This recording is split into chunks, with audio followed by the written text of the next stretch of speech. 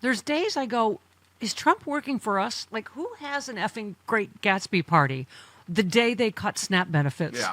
I mean, you talk about it. The Democrats, we still need a very simple narrative structure about who we are, who they are. They're the criminals. They're the incompetents. They're the corrupt ones. We're the ones who realize that democracy, as well as our economy, are being rigged by them and billionaires. And we're going to fix that for you. And here's how we're going to do it, because we're the heroes of the story.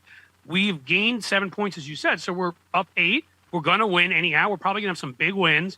But we could have, if we can keep voting anything close to fair in 2026, an FDR-style absolute butt kicking. I'm talking about destruction. Yeah. If we would add another 6 or 7 points on the positive side to us, because Chuck Schumer and Hakeem Jeffries would stop being so damn reticent, and we let some of our voices step forward. You've mentioned one of them earlier today, Jasmine Crockett, another one out there, Eric Swalwell. We need our voices. We need to message people. We need to let them know how we are the opposite. We're going to do for you what they're taking your money out of your bank account. They're taking your rights away from you and handing them over to billionaires. We're taking them back for you. It's that simple. Yeah. And we get that right, you're not going to see an 8-point generic ballot margin. You're going to see a 15 to 20, and we're going to wipe them off the map. Yeah. Politically. There's days I go, is Trump working for us? Like, who has an effing Great Gatsby party the day they cut SNAP benefits? Yeah. I mean, it feels like, I hope I can say this, but it feels like an FU. Yeah. that you can say. Like you've never seen before, right? I sound like Trump. Like you've never seen before. You've never seen anything like it. But I mean, the day he's announcing, he's announcing, yeah, the government's not going to open, but the ballroom is our top priority, and it's going to be the biggest, best.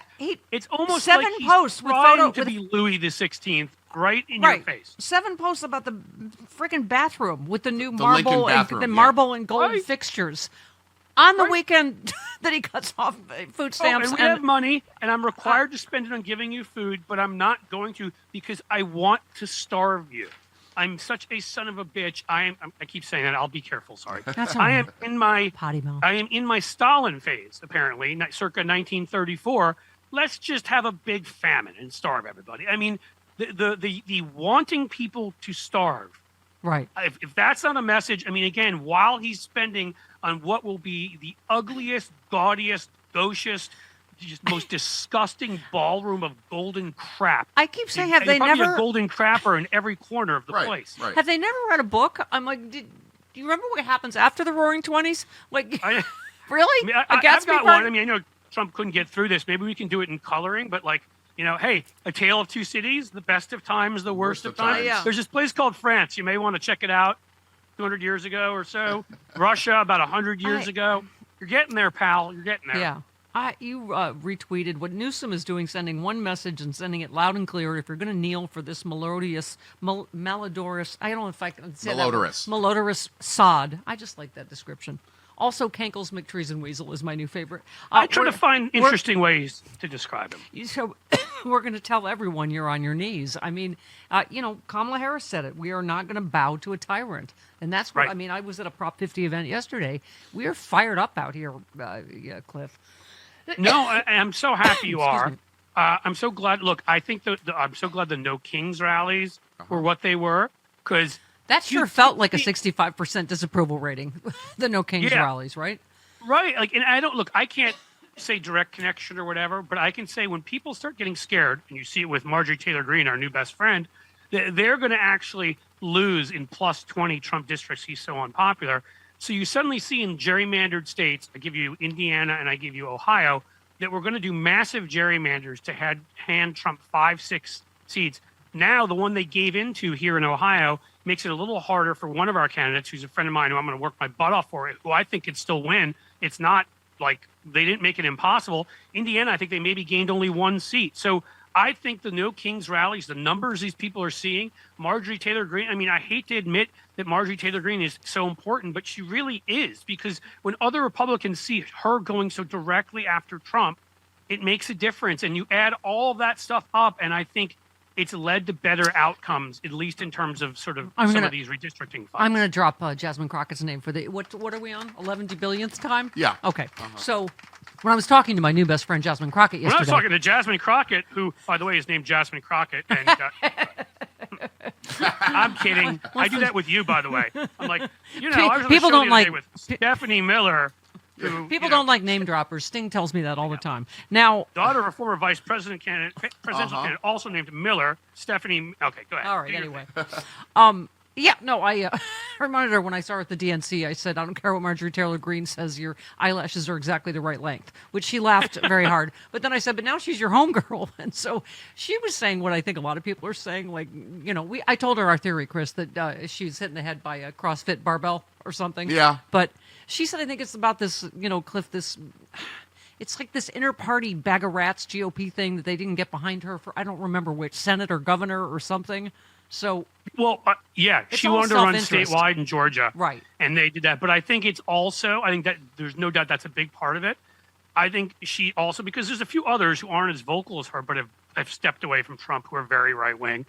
Rand Paul has spoken out, is another example. I mean, he does that here and there too, but they've looked at numbers, and the far right over a combination of the warmongering by Trump, of the Epstein filing by Trump, and of the fact that Trump looks kind of weak and kind of cankled and kind of purple and, you know, kind of a little bit like a creature from the Blue Lagoon or something. And on top of that, you know, he, besides the age and weakness and Epstein and all that, they can look at what's going on with our economy. It does break up the orange. It does. Because now I'm I tell you, seeing it's the flying purple breaks people up eater the in my orange head. nicely. It sort of, it fills the room nicely. Yes, Right? Oh, what's the exactly. line from the, damn it, I couldn't think of the line from Lebowski with the rug. Yeah, I know I what don't you know. mean, but I It can't fills the remember room. either. It Whatever. ties the room together. There you go. Yes. Yes. It His ties purple the- bruises. The purple ties the orange together very nicely. You retweeted Peter, who said Trump team takes aim at state laws shielding consumer credit scores from medical debt. This administration is really unbelievable. First, they take away your health care, and then they take away your health care protections. Not only is this corrupt, it's extortion.